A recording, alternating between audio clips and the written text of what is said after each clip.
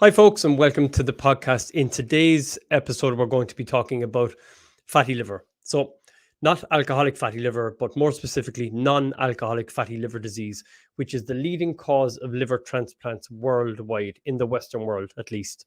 So, it's a really, really serious condition, not necessarily just because of what goes on in the liver, but because of the fact that that's a precursor for a lot of other metabolic dysfunction, not least heart disease, various different types of dyslipidemia, hypertension, Alzheimer's, all that sort of stuff. Essentially, that all begins in the liver. So to quote, I think it was Professor Roy Taylor, before the onset of type 2 diabetes and heart disease, there's a long silent scream for the liver. And that long silent scream from the liver is non-alcoholic fatty liver disease. It's fat starting to build up in the liver. So if you look at type 2 diabetic patients, for example, 90 something percent of them will have fatty liver. And you can make the argument that the other 10% just haven't found out yet. So there's a massive connection between fatty liver and going on to become type 2 diabetic. In fact, you could argue if you have a fatty liver, you are becoming type 2 diabetic. It's part of the process. Okay, let me share a couple of slides here for a second. So first, we're going to jump into the summary. So these kind of stats around how common it is, how devastating a disease it can be, why it's so important. And then we'll talk about what foods contribute to fatty liver, and so what foods we should reduce our intake of in the diet. Before I get started, if you don't mind, if you haven't already subscribed, please do. It helps us out more than you would think. Hit the subscribe button and hit the like button, and also the little bell notification if you want to get a notification every time we go live, which is on a Thursday at 11 for our corporate stuff and 7:30 p.m. for our type 2 specific content. Okay, with that, we'll get started. So fatty liver is the most common liver disease. And this is, by the way, non-alcoholic fatty liver disease. So think about that for a second. There's more liver disease and liver transplants and liver damage and liver cancers caused by food, so carbohydrate and sugar more specifically, than there is by alcohol. So a lot of the time, if someone says to you, God, your man's liver is shot, we think he must have been drinking a lot. Well, actually, sugar has passed out alcohol in terms of being responsible for contribution to the progression of and the prevalence of fatty liver. So it's the most common liver disease. It's the second most common reason for liver transplant. And more recently, so this paper is from a couple of years ago, I think it was 2012, yeah. More recently, it's become the number one reason for liver transplant. So if somebody is going in for a liver transplant, the likely cause of it is diet, not alcohol. It's the most common reason now. It's the leading indication for transplant in people under 50. So if you're under 50 years of age, it's most likely to be from food again. And also, it's the leading factor for primary liver cancer.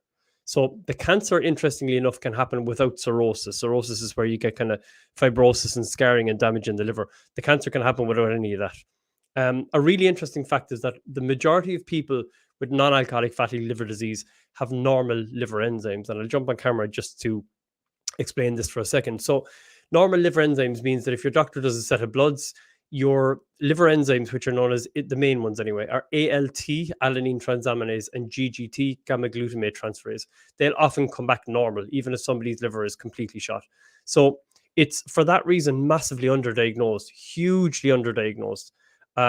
And you'll see when you use things like scans of the liver, if you do kind of fibro scans is one of the more common ones, or what they call CAP, controlled attenuation parameter. When you do these kind of fancy scans, you'll pick up way higher prevalence of fatty liver. Really, really common. So this is what we're talking about here. So if you looked at plasma ALT, and again, ALT just stands for alanine transaminase, and that's a proxy or a marker for liver function. That's often normal in people who have non-alcoholic fatty liver disease. So for that reason, if you look at the general population, about 8% of people will have elevated ALTs, 22% of diabetics will have it. Now, if you go up to controlled attenuation parameter, so this is a much better way of looking at it, up to 80 or even 90% in some papers of type 2 individuals will have it. And about 45 to 50% of the general population, this is non-diabetic, no issues that they know of, will have fatty liver disease. And you could argue the point, if you hold a lot of weight around your midsection, you probably have a fatty liver. You could put money on it that you have a fatty liver if you carry that kind of spare tire, because visceral fat storage or fat storage around your internal organs is reflected in your subcutaneous fat, so the area around your kind of your midsection. So often I look at someone who I know, maybe a friend of mine, and I'd say to him, look, go and get your liver checked out, because he might be 10 stone, he might be otherwise a normal weight, but he'll carry that little basketball kind of looking, or spare tire kind of looking fat deposition around the midsection. That's a really good indication that you likely have a fatty liver. So again, if we look at the prevalence of fatty liver in more recent papers, this is more recent, it's up to 2017, 40% of all adults will have a buildup of fat in their liver, which is not good. And that's no surprise, because when I start talking through the dietary reasons, or the dietary foods that contribute to fatty liver, you start realizing that we eat them at almost every meal. I say we collectively, most people eat them at almost every meal. 60% of people who are overweight or obese have a fatty liver. So if you're overweight or obese, you probably likely have a fatty liver. If you're type 2 diabetic, I would say it's almost a given that you have fatty liver. And the reason for that is, it's not that type 2s ended up really unlucky and they also got a fatty liver. They're very closely linked, actually. There's an intricate link in the sense that when you look at the pathophysiology of liver fat buildup, how it happens because you're becoming diabetic. So basically, as your pancreas is starting to struggle to deal with glucose and carbohydrate, what it does on a cellular level is it converts the sugar that it can't use anymore. It can't keep your blood sugar levels down. It converts it into fat and it shoves that into your liver. We call that fatty liver. It shoves it into your pancreas. You have a fatty pancreas. Into the back part of your tongue, we call that sleep apnea, and so on. So they're very intricately linked. So it's part of the burgeoning or the happening of type 2 diabetes that you get a fatty liver. And interestingly, actually, in a study in Germany a couple of years back, I think this is back in 2013, they showed 30% of children at 8 years of age who were overweight also had a fatty liver. So this long silent scream in the liver that Professor Roy Taylor talks about, it happens decades before the onset of type 2 diabetes. Most of those children would be in the 30s before they're diagnosed with diabetes. And that's sad. I mean, as a dad of a 5 and a 6-year-old, I hate to think that, my kids, so either Jay or Sophie or anyone in their class, even at that age, with their parents doing their best and following the food guidelines, would end up with a fatty liver and type 2 diabetes, because that has huge implications in terms of your health, longevity, heart disease, cancer, and so on down the line. Okay, I won't go into this one too much, but basically the liver fat buildup, when you start building up fat in the liver, that goes on to lead to type 2 diabetes, adipose tissue, so fat storage around the midsection, cardiovascular disease. These are all intricately connected. And there's a huge body of data that suggests the fatty liver is an independent risk factor for cardiovascular disease. So what that means is that if you have a fatty liver, even if you don't have type 2 diabetes, even if you're not overweight and you don't have high blood pressure and you're fit, you're at a vastly increased risk of heart disease. So the liver is really important to keep control of and keep healthy. Okay, this is one of the most interesting things I found around human nutrition over the last few years, is that if you look at these foods, and if someone was to say to you, you need to bet your house on this question now, which of these foods should you eat less of if you have a fatty liver? Should you eat less cream, butter, eggs, and fatty meats? Should you eat less complex carbs, so whole grain rice and pasta and breads and potatoes? Or should you eat less bananas, grapes, and pineapples? I would bet that the majority of people would say, well, surely you should eat less fat because you have a lot of fat in your liver. But that's not the case at all. In fact, it's the opposite. So I'll explain that in a second. So it's a really good study that looked at the dietary drivers of non-alcoholic fatty liver disease. So what it did was, it was a fascinating study, actually, a really clever study. What they did was they used radioactive tracers that they put in foods. So say, for example, they were giving people a whole grain sandwich. They put these radioactive tracers in it that would allow them to see on a molecular and cellular level where that food was going and what it was doing in the body. So it wanted to see what components of the food and which foods drove what's known as de novo lipogenesis, which is just a Greek word for new fat storage in the liver. And the main drivers of de novo lipogenesis, 59% of it was caused by insulin, and insulin is secreted when your body eats, when you eat carbohydrate or sugar. 26% of it came from fruit sugar, and 15% came from dietary fats, even though these foods were consumed in equal amounts. So 85% of your liver fat is driven by carbohydrate and fruit sugar, not dietary fat. So dietary fat is not actually the main driver of fat in your liver at all. So when we look at the main causes, the main drivers of fat in your liver, it's carbohydrate and fruit sugars. Another major one is alcohol, but that goes without saying here. We know that alcohol is bad for your liver. But fruit is arguably as bad as alcohol. I mean, mechanistically, it does exactly the same thing. Now, not all fruits are the same. So if we take, for example, bananas, grapes, tropical fruits, they're very high in fructose, which is a fruit sugar. And fructose, there's actually a paper called Fructose as a Weapon of Mass Destruction. And that was published in the Journal of Hepatology, which is kind of hepatologist deals with liver issues. So in the Journal of Hepatology, they published a paper called Fructose as a Weapon of Mass Destruction. Fructose is terrible for your liver. Now, if you're otherwise metabolically healthy and you don't really have any of these things to worry about in terms of fatty liver, even though I'd argue the point that most people should avoid bananas and grapes and tropical fruits. If you're having strawberries and raspberries and things like that, not the end of the world. If you're having the occasional banana, not the end of the world. But if you know that you have either a family history of type 2 obesity, high blood pressure, heart disease, or you have the beginnings of a fatty liver or somebody has flagged liver enzymes at any point in your life, avoid tropical fruits for sure. And I would go strawberries, raspberries, and blackberries. So not all fruits are created equally. So really interesting and completely counterintuitive, because you would think, well, I should surely avoid the fats because they're going to cause fat in my liver. But that's not what happens. When you eat fat, your body uses fat for fuel. When you eat carbohydrate and you're already insulin resistant, so if you already have problems with your liver, your body says, and with your pancreas, your body says, I'm tired from making insulin and I can't do it anymore because I've done it for so long. I'm going to stop responding to it. That's basically what insulin resistance is. It's probably a poor way of summing it up. It's a bit simplistic, but that's what happens. What your body says is you eat carbohydrates and it says your blood sugars are going high. We have to get these sugars under control. I can't make enough insulin to get them under control. I'm going to convert them to fat and store them in your liver. So the fat in your liver is nothing to do with the fat in your diet. Nothing at all. In fact, the most effective way to treat a fatty liver would be to eat fat, which sounds counterintuitive. And we had this with a patient in the UK before whose hepatologist was on one of our studies. His hepatologist was, no, I'm not going to go into the ins and outs of what we spoke about, but just inquisitive as to how are we going to treat a patient who already had fat in the liver by giving them fatty foods. I'm kind of wondering, how does that work? And the patient actually had an incredible turnaround. He reversed fatty liver. He reversed something called NASH, which is non-alcoholic steatohepatitis, which is like when you have fatty liver, but it progresses on to have like a lot of cirrhosis of the liver, a lot of damage in the liver.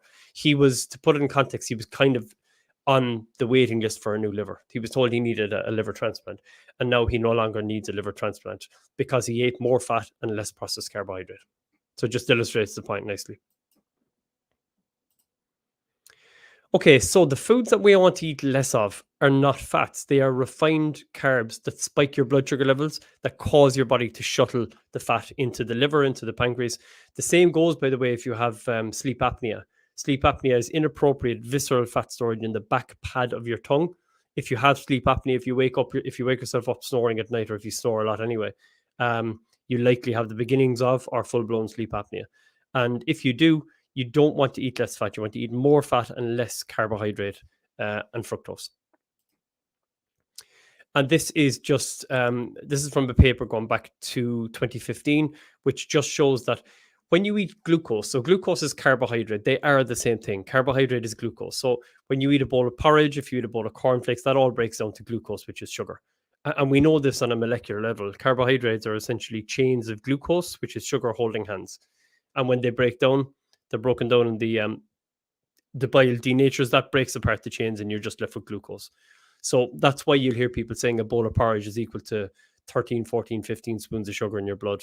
A scone is, whatever it is, 10 spoons of sugar in your blood and so on. When you eat glucose, what happens is your pancreas, you see it on the left here, secretes insulin. Insulin is a hormone whose job it is to lower your blood sugar levels, and insulin shuttles the glucose into the cells for energy.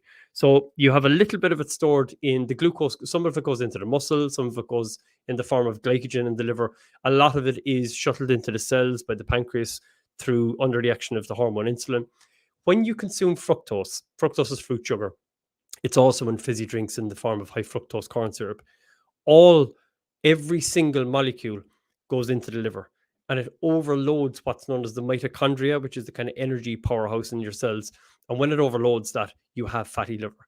So you could argue the point And if you didn't know the kind of science of metabolic health, you would think that this was lunacy.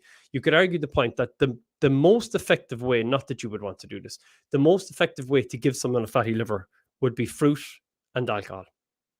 Without question, they would be the two quickest ways to give someone a fatty liver. So if someone says, well, I have a fatty liver and I was told to eat healthy, so I'm eating lots of fruit, just let them know that. Strawberries, raspberries, blackberries, fine, but alcohol and fruit are almost on a par, actually. The two are going to cause fat buildup in the liver very quickly.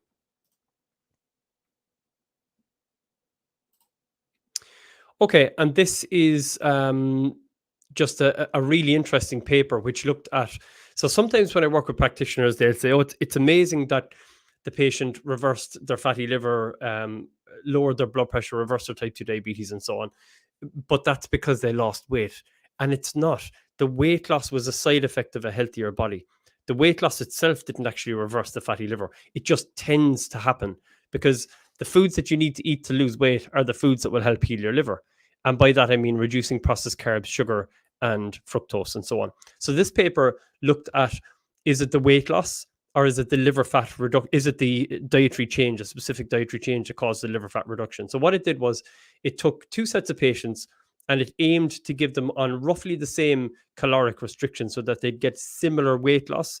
And they wanted to see then how would that affect the liver fat reduction. So one group would say, I can't remember the exact number, let's say for round numbers, it was 100 patients in the low fat group.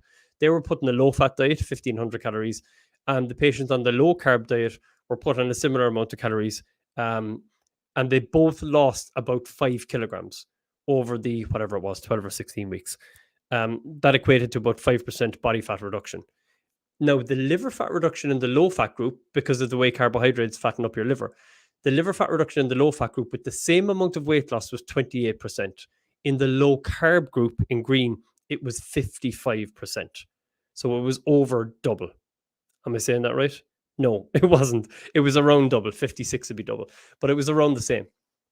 Around double. So there was double the liver fat reduction, even though both groups lost the same amount of weight. And again, this illustrates the point that dietary carbohydrate is the main driver of de novo lipogenesis, fat storage in the liver. So if you're going to change your diet, if you want to reverse a fatty liver, don't just set about the usual whole grains, low fat way of doing things. In fact, I would do the opposite. I would get rid of, and let me just outline these foods here. I would reduce my intake of bread, rice, pasta, cereals, fizzy drinks, high sugar fruits, starchy vegetables, cakes, and pastries. And I know sometimes if people are new to our work, they look at that and think, well, that's my entire diet gone. And I would eat way more of these. So green veg, full fat cheese, fish and seafood, avocados, chia seeds, dark chocolate, butter, eggs, and meats. So essentially meat, eggs, added fats, low sugar fruits and vegetables. That's a great acronym actually to help you stay on track or get you on the right path. MEAL. So M for meat or fish, E for eggs, A for added fats like chia seeds, dark chocolate, nuts, and so on. L for low sugar fruits and vegetables. And I'm going to finish this with just a quick case study, which was from a patient on our trial in the UK, which we did in the home well practice. And I'm still really fond of a lot of patients who we got to know through that, still in touch. I see one commenting here, actually, I'll pop that up in a second.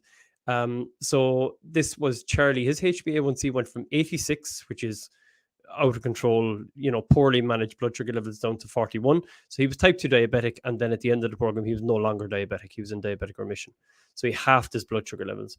His weight went down 15 kilograms or 33, 34 pounds in old money. His ALT, which is a marker for your liver function, went from 82, which is through the roof, down to 43, which is normal. His GGT, gamma glutamate transferase, another marker for liver function, went from 184 down to 96. This is without restricting calories, just by changing his diet to lower carb, higher healthy fat and protein. And this is the guy whose hepatologist just said, I've never seen anything like it before, but you've reversed your fatty liver. I'm not sure you need a liver transplant anymore, and was just blown away. Hi to Beverly, comment here just saying, I have reversed my fatty liver and reduced my sleep apnea incidence by following this diet. And thank you. Thank you for your comment, Beverly, and I hope you're well. All right, guys, thank you so much for joining me today. I really appreciate you guys being here. Again, don't forget to subscribe. We'll be back again next week. It'll be Chloe. I'm on again this evening at 7:30, talking about the ins and outs of type 2 diabetes. Have a good day, and I'll see you all soon. Take care. Bye-bye.